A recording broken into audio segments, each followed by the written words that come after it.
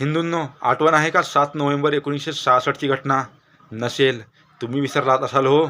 मी नाही. हा तोच दिवस आहे ज्या दिवशी आमच्या हजारो गोभक्त आणि हजारो साधू संतांचा नरसंहार झाला होता. त्यांची निर्मम हत्या करण्यात आली होती. इंदिरा गांधीने करपात्री महाराजांना वचन दिलं होतं की यावेळेस जर आमची सरकार बनली तर मी संपूर्ण भारत देशामध्ये गोहत्याबंदी कायदा लागू करणार. आणि त्यानंतर इंदिरा गांधीची सरकार बनली, पण इंदिरा गांधींनी या सगळ्या मुद्द्यावर टाळाटाळ सुरू केली आणि या सगळ्या टाळाटाळीमुळे संत समाज त्रस्त झाला आणि त्यांनी शेवटी ठरवलं की आता डायरेक्ट संसद भवनावर जायचं.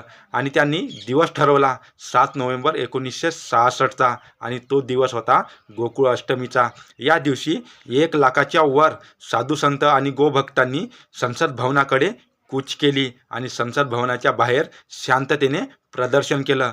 पण संसद भवनाच्या आत बसलेल्या इंदिरा गांधीला हे सहन झालं नाही आणि तिने संसद भवनाच्या बाहेर असलेल्या साधू संत आणि गोभक्तावर सरळ गोळ्या चालवण्याचे आदेश दिले. आणि मग यानंतर झाला नरसंहार सुरू. बंदुकीमधून निघालेल्या गोळ्यांनी निर्दोष साधू संत आणि गोभक्तांना छल्ली केलं आणि त्या संसद भवनाच्या मैदानामध्ये हजारो गोभक्तांची निर्दोष हत्या करण्यात आली. पण यानंतर पेपरमध्ये सकाळी बातमी आली की काल झालेल्या गोळीबारीमध्ये फक्त 8 लोकांची हत्या झाली. पण तिथे जे हजर होते ते सांगतात की त्या मैदानामध्ये हजारो साधू संतांचे मृतदेह पडले होते आणि रातोरात इंदिरा गांधीने आणि त्यांच्या सरकारने ते सगळे मृतदेह ट्रकामध्ये भरून दिल्लीच्या बाहेर नेऊन त्याची विल्हेवाट लावली होती. आणि या सगळ्या घटनेमुळे करपात्री महाराज आहत झाले आणि त्यांनी इंदिरा गांधीला श्राप दिला की जशी तूने या निर्दोष साधू संतांची आणि गोभक्तांची हत्या केली, एक दिवस तुझा पण असाच अंत होणार. आणि तो दिवस असेल गोकुळ अष्टमीचा. आणि झालं तसंच. 31 ऑक्टोबर 1984ला इंदिरा गांधींची गोळी मारून हत्या केली गेली आणि तो दिवस होता गोकुळ अष्टमीचा.